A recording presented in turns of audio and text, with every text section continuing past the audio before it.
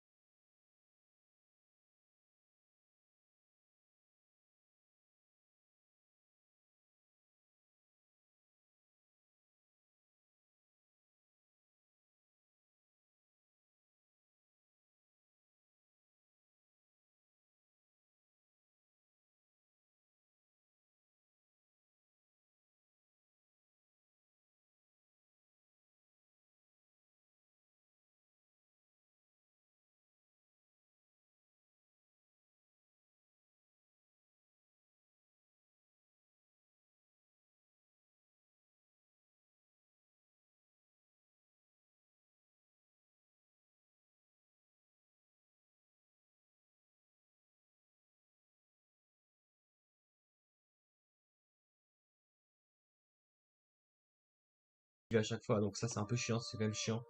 Du coup, je le fais pas tout le temps, enfin, je le fais presque jamais, donc ça baisse un peu sa note. Malgré ça, il y a quand même beaucoup de dégâts. Et il coûte pas très cher, en plus 20 100 yens, c'est vraiment... dans mon top, il est vraiment un des moins chers en fait. Il y en a des beaucoup moins chers que lui, parce que voilà, c'est dans le top 10, top 9, top 8 aussi, mais même top 8, je pense qu'il est plus. Mais voilà, il est très bien, et vraiment pour moi c'est top 3. J'ai hésité à le mettre en dessous, mais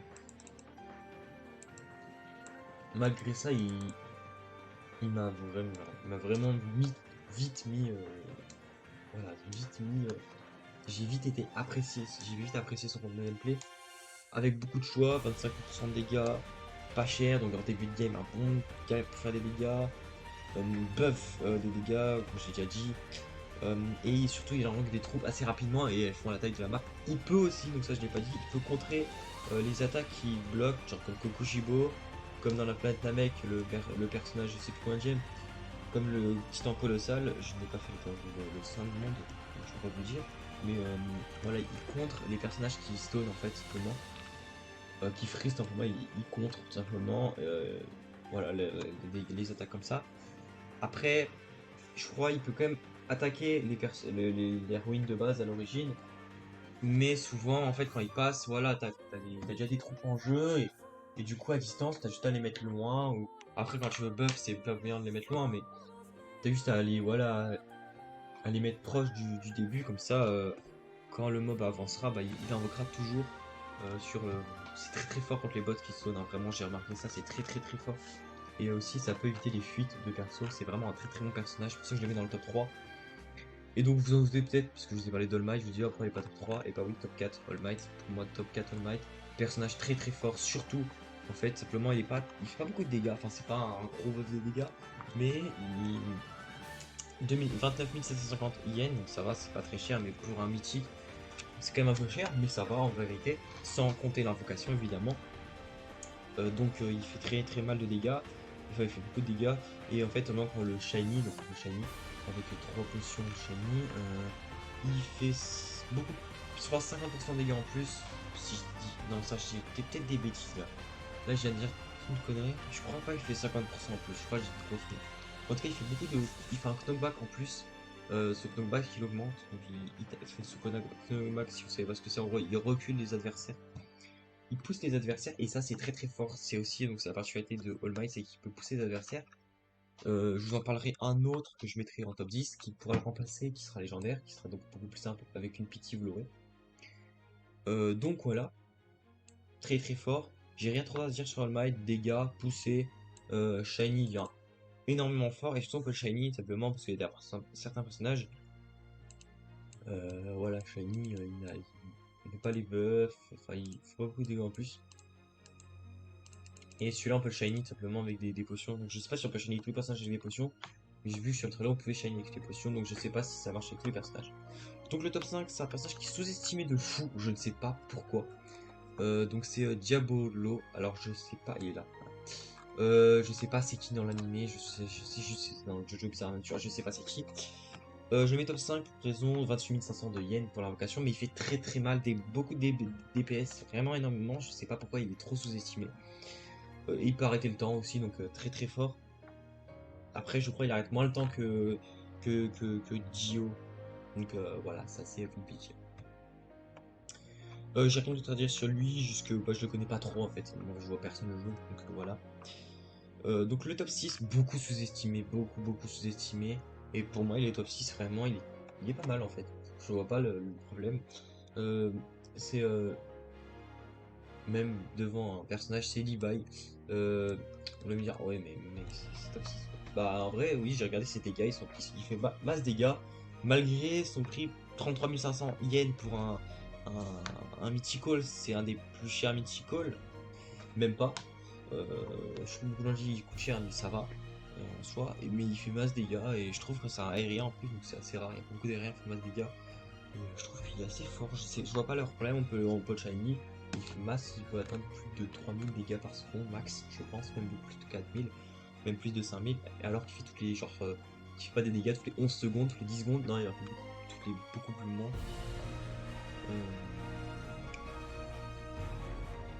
enfin voilà. Donc le prochain, donc top 7, c'est Rengoku. Mythical encore. Ouais, il y a beaucoup de mystiques dans le classement, mais il y a pas d'erreur avec les pics. Pourquoi Rengoku? Il coûte cher, contre. Il coûte cher. Plein de points faibles, c'est ça que je l'ai mis devant derrière Levi, 35 250, mais il fait beaucoup de dégâts par seconde, mais pas tant que ça. C'est pas un gros dégât par seconde. Il fait pas beaucoup de dégâts, même en général. Mais il, euh, il attaque en fait un gros rayon et il peut enflammer les ennemis. Et du coup, ça fait des dégâts de feu et c'est assez pas mal. Donc, voilà, il est assez fort en vrai. C'est beaucoup moins fort que Levi, je pense. Et vraiment, j'ai regardé. Donc, top 8. Donc, Dio. Donc, pourquoi? Bah, il peut arrêter le temps. Dio, il est où? Je crois que c'est lui. Je suis pas sûr. Je confonds à chaque fois les deux. Oh, je sais pas. Bon, c'est un des deux. Je sais pas. Je crois que c'est celui-là, Dio. Je crois que je dis de la connerie, mais. Je, je sais. Bon, je sais pas. Pour moi, Dio, c'est lui. Je crois que c'est lui. Ah, je sais plus. Bon, on s'en fout au pire. On verra. Pour moi, lui, c'est Gario et lui, c'est Dio. Je sais pas réanimer. Je crois que lui, c'est Dio.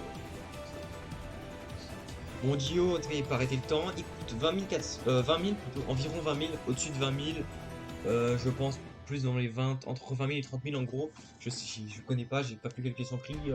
Je l'ai jamais. Je l'ai pas. Et sur internet, il n'y est pas. Enfin, sur le Trello, il n'y est pas. 20 000 yens, évidemment. Donc, c'est en jeu 100 yens. Sans compter l'invocation. Tous les personnages, c'est sans compter l'invocation. De départ, mais il fait beaucoup de DPS, hein. Enfin un DPS assez pas mal, enfin beaucoup ça va, pour un légendaire en fait il fait un DPS assez pas mal, et il arrête le temps, c'est très important pour un perso, je pense qu'il peut de beaucoup de gens le jouent pour le fait qu'il arrête le temps, donc voilà. Le prochain c'est Guerno, avec Itachi. Alors pourquoi? J'ai regardé. 4%, je pense c'est un gars qui a VIP. Pourquoi pourquoi Corno et Tachi? Déjà tous les deux ils font beaucoup de DPS. Et en fait j'ai calculé leur DPS, ils ont genre 20 sur 19,3 secondes, ils ont 20 et quel dégâts de retard Donc lui il a 20, Itachi il a 20 dégâts de moins. Mais les prix donc voilà, donc Itachi coûte moins cher que lui, donc en vrai ça vaut à peu près. Après en story, voilà en story, en histoire tout simplement, ils, euh, ils se valent. Mais en infinite, en vérité, Giorno est meilleur. Mais je préfère mettre en top 9 tous les deux parce que je trouve qu'ils sont assez forts. Et je trouve que Itachi est vraiment sous-estimé. Et voilà, je trouve qu'il est vraiment sous-estimé par rapport à Giorno. Et je pense que c'est lui. Je sais pas quel qui est Giorno, je pense que c'est lui. Parce qu'il me semble que Dio c'est l'un des premiers, c'est le premier dans du duo. Et que voilà, c'est le premier. C'est un des premiers. En fait, tous des descendants de Dio, tous les descendants de Dio en rapport avec lui. Je pense que lui c'est un Giorno, si c'est je sais plus. Je sais plus, je sais qu'il y a les deux premiers. Bon voilà, et donc dans le top 10, personnage très très fort que je vous ai parlé au début, qui pousse aussi les gens, Pate. Pas un gros DPS, pas du tout un gros DPS, vraiment pas du tout. Et donc mon classement, il donne ça à peu près. Donc voilà, pas trop DPS, assez faible niveau DPS.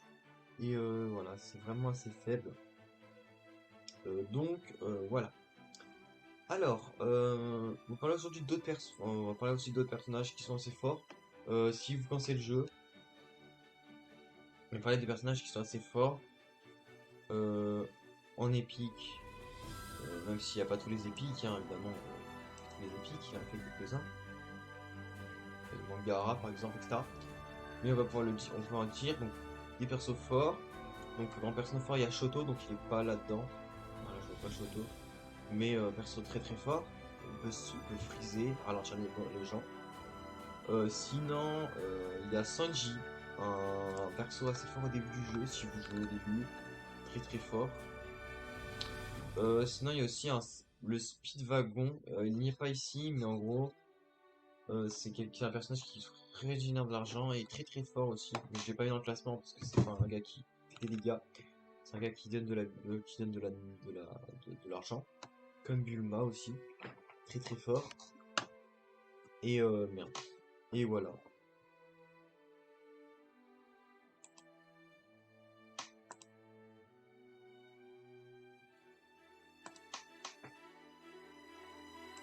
Donc voilà.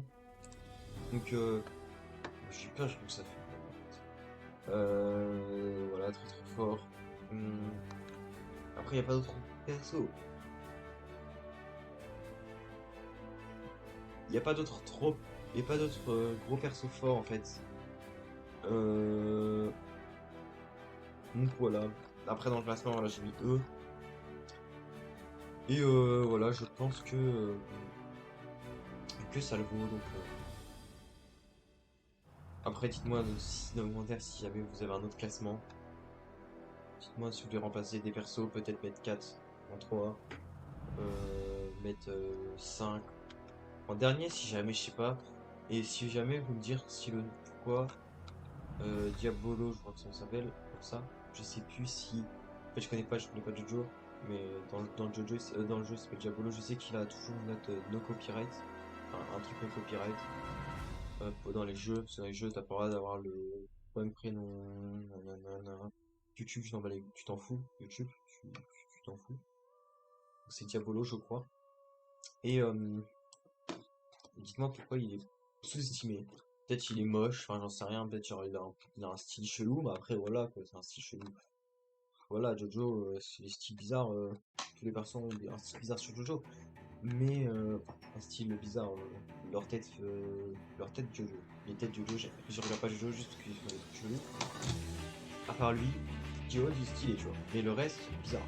Ouais, lui, la tête de con. Ouais, ça fait mal de dire ça, mais Dio, je peux essayer par rapport aux autres. Je trouve pas de style, je sais pas. Dans Jojo, c'est ce que j'aime pas, c'est style. C'est pour ça que j'arrive pas Jojo. Beaucoup de gens me disent, oh, c'est pas. Jojo, faut que tu regardes, c'est bien. Tu verras, à la fin de saison, on fait pas tout. Plein de gens me disent, oh, faut que tu regardes Jojo, tu sais si trop Jojo. La tête, ça veut rien dire. Mais j'aime pas les Jojo tête, les Jojo pas surtout ça, c'est rire cela, qui fait rire. Non. Après, je m'en fous de Jojo, j'insulte pas Jojo, je m'en bats les couilles Jojo. Moi, je suis team One Piece. Moi, j'espère que ça vous aura plu. N'hésitez pas à lâcher un peu.